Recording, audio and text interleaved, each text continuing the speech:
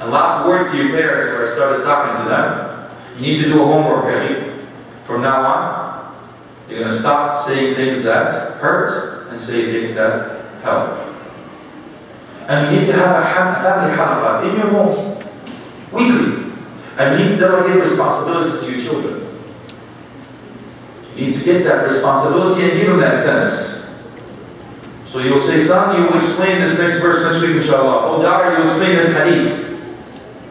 And you will need to do something else. You need to ask him, how do you feel? And so on. And then you will have a chart with their names on the side. And then daily on the Excel sheet for the month. And the errands or the chores that you want to judge them on. The prayers and so on. How good their siblings, the parent, all that stuff. And every day you need to give them either a check mark or an X or a star or whatever. By the end of the month, you need to discuss with your wife, inshallah, how much you're going to give her for every star. By the end of the month, you give him a reward. And I mean that financially. Why? Because you need to get them financially responsible. You're teaching him something now, because you give a man a fish you eat today, and then teach him how to fish, he eat every day. So now you want, oh yeah, by the way, my condolences to the parents, because the PS3 is back up again. You won't see your kids for a while. Because I went through it myself. Because all of a sudden I see my son, something's up, what's up? So I find out that the PS3 is down. And all of a sudden I don't see him anymore, he's always in the basement or in his room. I knew it was the PS3 is back up again. So what happens?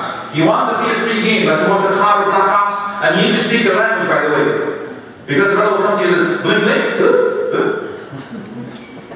just like a puppy you look, right? You don't know what you're talking about. You need to know what they're talking about. You speak the language. And now, you need to give them that responsibility. If you want it, you actually have to save up money to get it. That's independence. Because if you give your child, if you give your son or your daughter a new car, what happens? It comes back in pieces, right? But if you make your child save up to get their own car, what happens? They'll take it with them to their bedroom, they'll talk to it. I love you, honey. You're my best friend. They will wash it every day, take care of it, make sure they park away from everybody. Because this is their car, they worked hard for it. That's the reason you need to give them financial independence. You need to train them to value that. Now, finally, the example.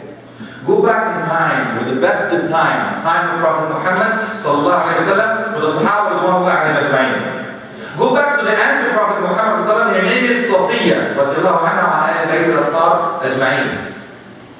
Her son, whose name is, what was his name?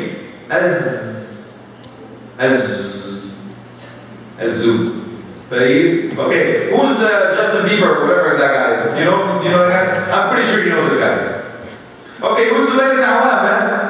Alright, the son of Safiya radiallahu anha. You know I'm going with this, right? Okay. So inshallah we'll get to know what's about it. The ancestors, right? This is our forefathers. We have true heroes, man. We have true heroes. As I tell you why. Because they have fake heroes. Because they don't have true heroes, right? They have an S on their chest, they turn green when they're angry, they go like this, and they have a top leg, whatever, and all that stuff. We don't need that, because we have true heroes. We don't have fiction heroes. So Zubayr ibn Awwam, he was raised, how was he raised? Safiya used to lock him in a dark room. When people complain, what are you doing to your son? Lock him up in a dark room. He said, I want to raise him to be a brave fighter. We're not asking you to do that. Don't lock your child in a dark room and tell this guy said that. Please don't do that. I'm just giving you an example. He'll call 911, man. They'll put you away for a while. Cool. So say, guess what? What's the wisdom behind it? The wisdom behind it is right now, as soon as you see a knife in your child's hand, what do you do? Ah! Be careful! Don't touch this! You cut yourself! Ah! Don't cut the street! No, let me come with you! I'll take you to school! Bring you back! I'll do this! What happened? He becomes totally dependent. When he gets in trouble, what happens? Daddy, I want another pony. Right? Or he becomes a mama's boy, right? Yeah, he has no choice. You raised him like this, thinking that you're doing him a favor, but you spoiled him to death. He doesn't know what to do. He's not on his own. How can you release him back to life? Imagine. So you need to learn. Zubayr ibn Awwam, he was known to be a brave fighter, like he was raised to be. He used to penetrate the army from the first line to the end of the line, fighting right and left, not being touched. He turns around, comes back again from the end of the enemy line to the front of the enemy line, not being touched. Penetrated back and forth. His own son, Abdullah ibn Zubayr ibn Awwam, used to do the same thing, but he trained his horse to actually hold on to him upside down. And he trained his four legs to be separated to place his head. He did the same thing, front and back through the army. And the Sahaba looked at him, what he says, Ibn Abi. He's the son of the father. So what did you raise, Abi? Did you raise a champ? Or did you raise a hero? Or think about it. Wallahi. Think about it. It may be difficult, but it's attainable. Change is never too late. I ask Allah subhanahu wa ta'ala to make us among those whose speech and follow the rest of it. وآخر دعوانا الحمد لله رب العالمين وصلى الله على آله وصحبه وسلم. جزاكم الله خيرا. السلام عليكم. Okay, there's a few minutes inshallah because I was supposed to do this session with the questions and answers or open discussion. In the few minutes that's left from this hour, inshallah, I left the floor for you. Now, this poor slave of Allah said, my peace, I will listen to you now. If you have questions, concerns, input, both brothers and sisters, inshallah.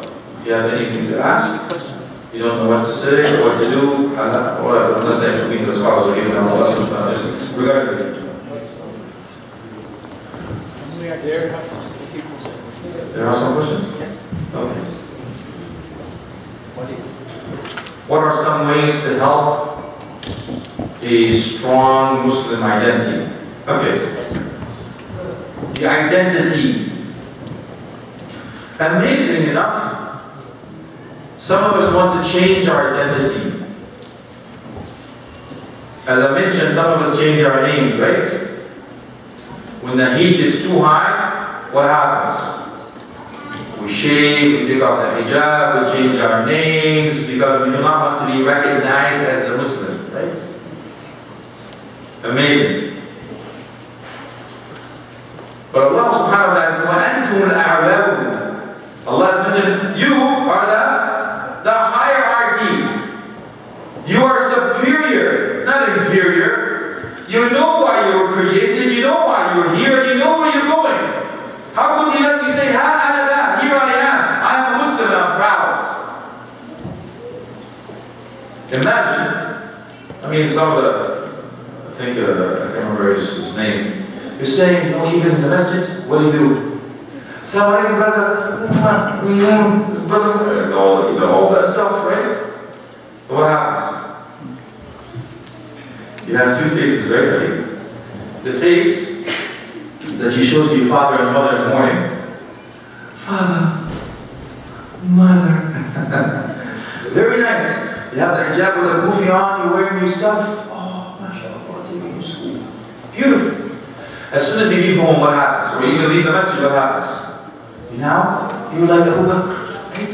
You leave the masjid. That face goes up. It's Abu Jahl. From Abu Bakr to Abu Jahl, right? You have a schizophrenic identity crisis. You're trying to please your parents, you look like that when you leave the home, but when you leave the home, what happens?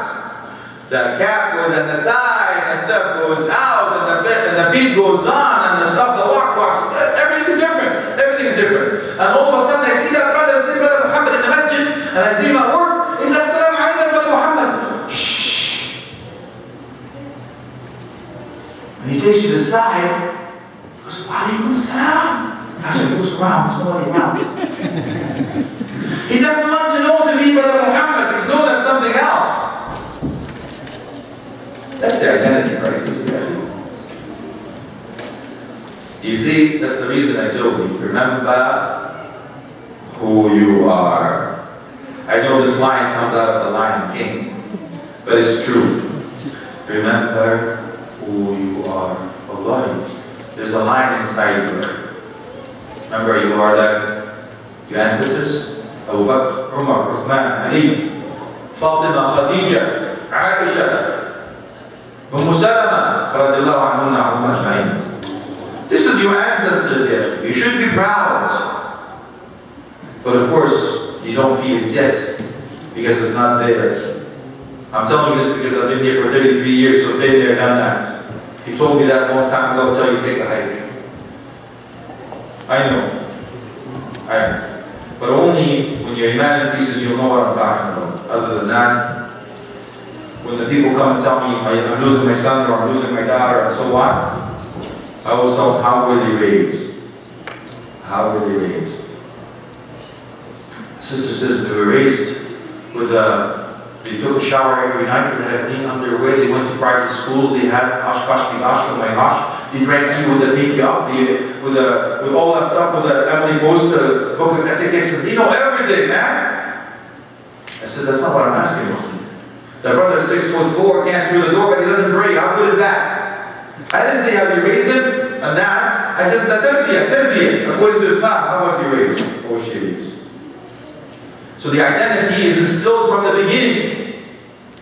The identity is instilled from the beginning. When they're raised.